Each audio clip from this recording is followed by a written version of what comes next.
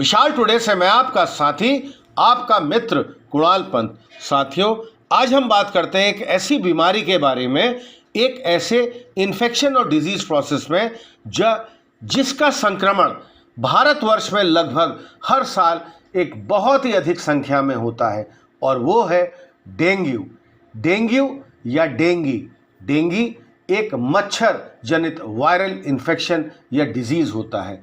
इस मच्छर जिसके मारे ये डेंगू होता है, ये है एडीज इजिप्टी। और साथियों, मज़े की बात यह है जो मैं आपको बताना चाहूँगा, जब ये मच्छर किसी भी इंसान को काटता है तो यह घुटने से नीचे, मतलब घुटने के ऊपर इस मच्छर की काट भी नहीं होती है, क्योंकि इसे टाइगर मच्छर भी कहा जाता है। इसका आकार एक टाइगर के रूप में, जैसे टाइगर के अपने शरीर में जिस तरह का उसका रूप है, उसी के हिसाब से ये मच्छर होता है, तो इसको टाइगर मच्छर के नाम से जाना जाता है।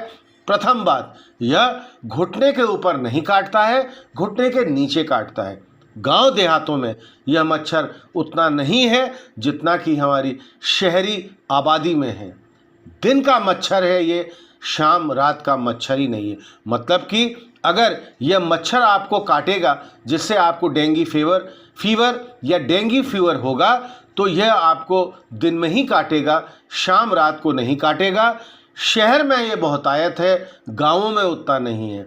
और तीसरी बहुत ही मज़े की बात, यह खुले वातावरण जहाँ पर बहुत अधिक फल फूल पेड़ पौधे और ख़ास तौर पे जहाँ पर जमा हुआ पानी की निकासी ना हो, और जहाँ जमा हुआ ठहरा हुआ पानी है, यह मच्छर बहुत ही मात्रा में पनपता है। और यह मच्छर गली मोहल्लों में, बहुत तंग गलियों में ये कम पाया जाता है। तो साथियों, डेंगू मच्छर एक जनित वायरल इन्फेक्शन या डिजीज़ भी होता है। डेंगू होने पर तेज बुखार, सिर दर्द, मांसपेशियों एवं जोड़ों में दर्द, हमारी त्वचा यानी कि स्किन पर चकत्ते आदि निकल आते हैं।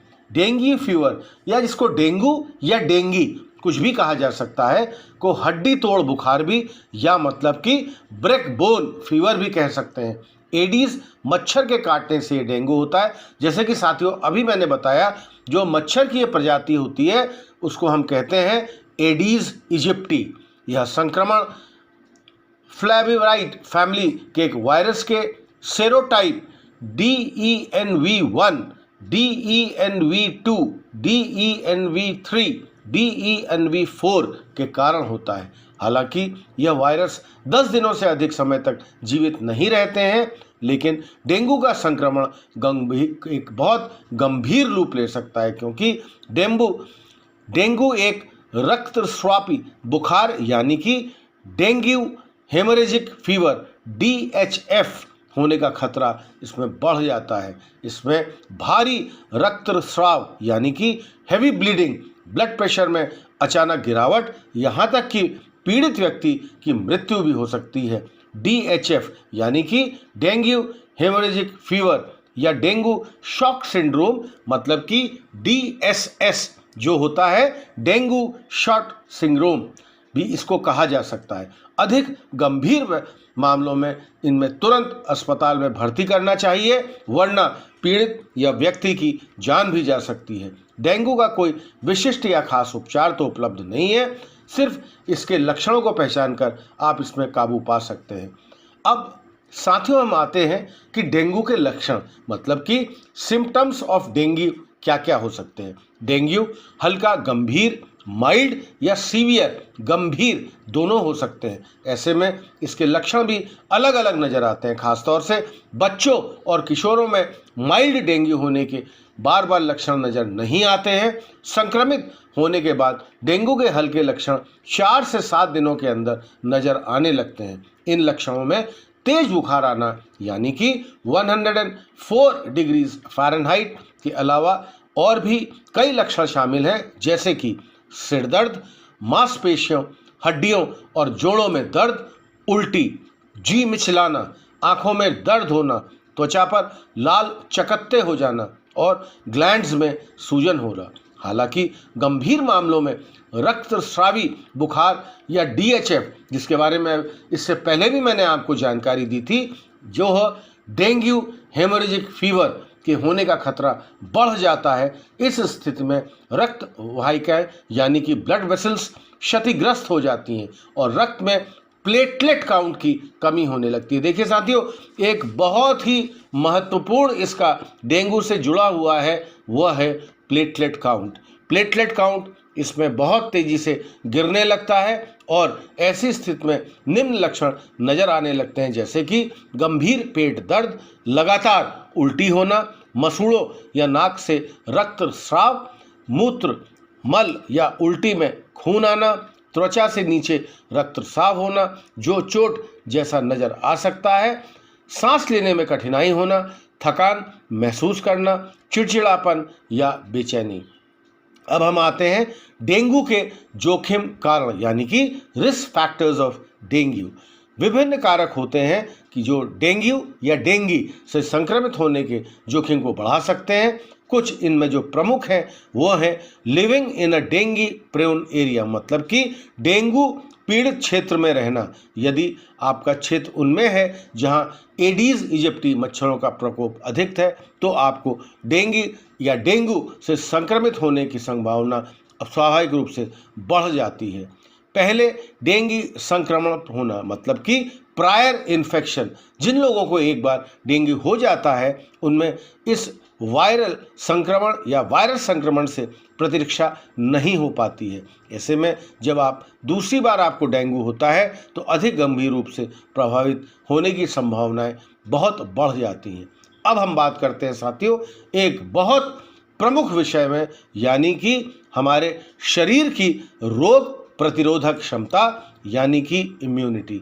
लो इम्यूनिटी मतलब कि रोग प्रतिरोधक क्षमता कमजोर होना। जिन लोगों की रोग प्रतिरोधक क्षमता या इम्यूनिटी कमजोर होती है उनमें भी डेंगू होने की संभावनाएं बहुत अधिक बढ़ जाती हैं। ऐसे में बुजुर्ग लोग डेंगू के प्रति अधिक संवेदनशील होते हैं। साथ ही मधुमेह यानी कि डायबिटीज, फेफड़ों के लोग यानी कि लंग्स डिजीज और हृदय रोग यानी कि कार्डियोवास्कुलर एलिमेंट से पीड़ित लोगों को भी डेंगू होने की आशंका बहुत बढ़ जाती है। अब हम साथियों बात करते हैं एक बहुत प्रमुख विषय में, यानी कि लो प्लेटलेट काउंट। डेंगू तब और गंभीर हो जाता है जब पीड़ित व्यक्ति के रक्त की प्लेटलेट मतलब कि थक्का बनाने वाली कोशिकाएं काउंट मतलब कि प्लेटलेट काउंट काफ़ी कम होने लगता है। यदि ऐसे में आपका प्लेटलेट काउंट का स्तर पहले से ही कम है और दूसरों की तुलना में डेंगू से ज़्यादा संक्रमित हो सकता है। अब हम आते हैं डेंगू संबंधित कॉम्प्लिकेशंस ऑफ डेंगू, मतलब कि डेंगू संबंधित जटिलताएं। यदि डेंगू का संक्रमण गंभीर है तो आपको फेफड़ों, लिवर और हृदय यानी कि आपके लंग्स, लिवर और हार्ट को ये प्रभावित कर सकता है। ब्लड प्रेशर शरीर काफ़ी कम हो सकता है। अत्यधिक गंभीर मामलों में यह बहुत ही घातक हो सकता है। डेंगू का संक्रमण गंभीर होने पर शरीर में निम्न जटिलताएं देखी जा सकती हैं। पेट में गंभीर रूप से बहुत अत्यधिक दर्द होना, लिवर में फ्लूइड का एकत्रित होना, रक्तस्राव, जी मिचलाना, सीने में तरल पदार्थ का जमा होना। अब डायग्नोसिस ऑफ डेंगू मतलब कि डेंगू का निदान। डेंगू का निदान आमतौर पर रोगी के लक्षणों और शारीरिक प्रशिक्षण के आधार पर किया जाता है। आपके डॉक्टर आपको इसके टेस्ट का सुझाव देंगे। अब आप करा सकते हैं क्या? एक पूर्ण रक्त गणना, जिसको हम कहते हैं कंप्लीट ब्लड काउंट या हमारी मेडिकल भाषा में सीबीसी। इस प्रशिक्षण के जरिए शरीर में प्लेटलेट काउंट का पता चल जाता है। इन कोशिकाओं के काउंट का कम होना या बहुत कम होना यह दर्शाता है कि डेंगू कितना गंभीर हो चुका है। फिर जो दूसरा टेस्ट है वह है ELISA test for dengue NS1 antigen, मतलब कि डेंगू NS1 एंटीजन का एलिसा टेस्ट। यह एक ब्लड टेस्ट है जिसके जरिए डेंगू वायरस एंटीजन मतलब कि डेंगू वायरस एंटीजन का पता लगाया जाता है। हालांकि यह संक्रमण के प्रारंभिक चरणों के दौरान नकारात्मक यानी कि नेगेटिव परिणाम दिखा सकता है। ऐसे में यदि किसी में डेंगू के लक्षण बने रहते हैं तो यह टेस्ट दोबारा करवा लेना चाहिए। अब हम आते हैं एक test PCR for detecting viral DNA. यह टेस्ट संक्रमण के पहले 7 दिनों के अंदर बहुत प्रभावी हो सकता है, जबकि NS1 एंटीजन टेस्ट का रिजल्ट संक्रमण होने के बावजूद भी नेगेटिव आ सकता है।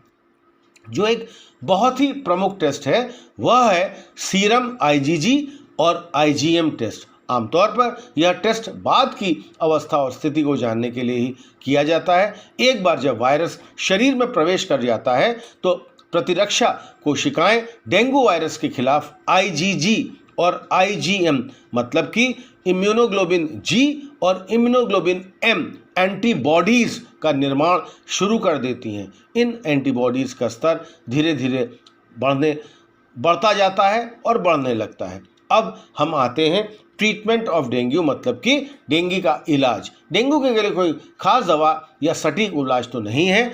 डॉक्टर बुखार दर्द को नियंत्रण रखने के लिए पेन किलर जैसे कि पैरास्टामोल दवा बताते हैं। शरीर को डिहाइड्रेट रखकर डेंगू को कोलेस्ट्रॉल में रखना एक बहुत महत्वपूर्ण तरीका है। ऐसे में पर्याप्त मात्रा में स्वच्छ पानी पीना चाहिए। हालांकि गंभीर लक्षणों वाले मरीजों को अस्पताल में भर्ती करना अति आवश्यक है। अत्यंत गंभीर मामले के मरीजों को नसों में तरल पदार्थ यानी कि इंट्रावीनस फ्लूइड IV फ्लूइड या इलेक्ट्रोलाइट्स सप्लीमेंट्स दी जाती है। कुछ मामलों में ब्लड प्रेशर मॉनिटरिंग और ब्लड ट्रांसफ्यूजन के जरिए भी इसका इलाज होता है। तो खास तौर पे साथियों, जब भी आपके या किसी और आपके परिवार के अन्य लोगों में, तो एक चीज़ का बहुत ध्यान रखिएगा कि तरल पदार्थ यानी कि प्लेंटी ऑफ फ्लूइड्स, जितना भी फ्लूइड्स यानी कि किसी सूप के रूप में, जूस के रूप में, और वो भी स्वाभाविक यानी कि नेचुरल, घर में बनाया हुआ। एक फल बहुत महत्वपूर्ण है जिस फल का नाम है कीवी। कीवी से ये कहते हैं, कीवी गोल तरह का एक फल है जो एक आलू, उबले हुए आलू का एक रूप है। ये डेंगू में बहुत कारगर साबित होता है और आपकी प्लेटलेट लेवल को बहुत अधिक बढ़ाता है। कीवी बहुत मददगार है। लॉट्स ऑफ फ्लूइड्स मतलब कि जितना आप तरल पदार्थ लेते रहें वो बहुत मददगार है आपके लिए। एनर्जाल, इलेक्ट्रोलाइट्स, मिनरल्स जितना भी आप पीते रहें, सूप्स, जूसेस, जितनी भी फ्लूइड्स आपका इंटेक आप बढ़ाते रहें, आप बहुत फ़ायदेमंद इस डेंगू फीवर के लिए रहेंगे। अब आप खुद के एस्पिरिन या आइबुप्रोफेन जैसी दवाइयों का सेवन भूल कर भी ना करें। मतलब कि मैं ये बार बार इस बात को दोहरा रहा हूँ कि एस्पिरिन या आइबुप्रोफेन जैसी दवाएं आप भूल कर भी इसका इस्तेमाल ना करें, क्योंकि ये रक्तस्राव के जोखिम को बढ़ा सकते हैं। अब हम आते हैं डेंगू से बचाव यानी कि प्रिवेंशन ऑफ डेंगू।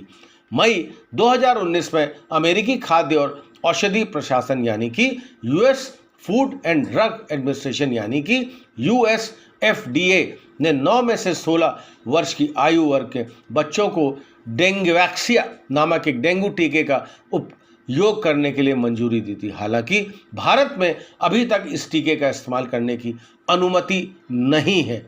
डेंगू एक संचारी रोग, एक कम्युनिकेबल डिजीज़ है जो कि मच्छरों द्वारा एक इंसान से दूसरे इंसान में फैलता है। ऐसे में वैक्सीन की उपलब्धि नहीं होने के कारण डेंगू से बचने का सिर्फ एकमात्र तरीका यह है कि खुद को मच्छरों से आप बचा कर रखिए।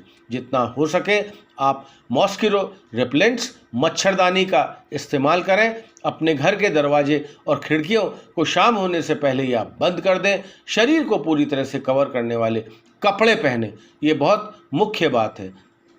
और इसके साथ साथ सुनिश्चित करें कि आसपास पानी बिल्कुल भी इकट्ठा ना हो। कूलर का पानी बदलते रहें, पानी को ढक कर रखें।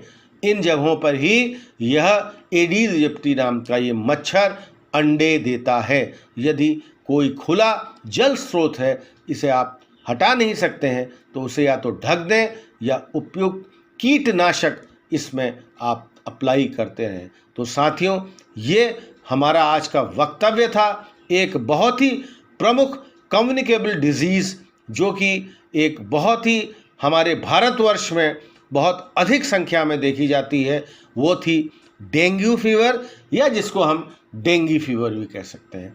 साथियों, आज का हमारा एपिसोड आपको कैसा लगा, हमको आप ज़रूर बताइए। हमारे इस चैनल मिसाल टुडे, क्योंकि हम मुहिम लिए हुए हैं अलग अलग विषयों में, हम आपको हर बार, हर दिन, हर रोज़ अलग अलग जानकारियां देते रहेंगे। हमारे इस चैनल मिसाल टुडे को आप सब्सक्राइब करिए ताकि हमारे रेगुलर नोटिफिकेशंस आपको मिलते रहें।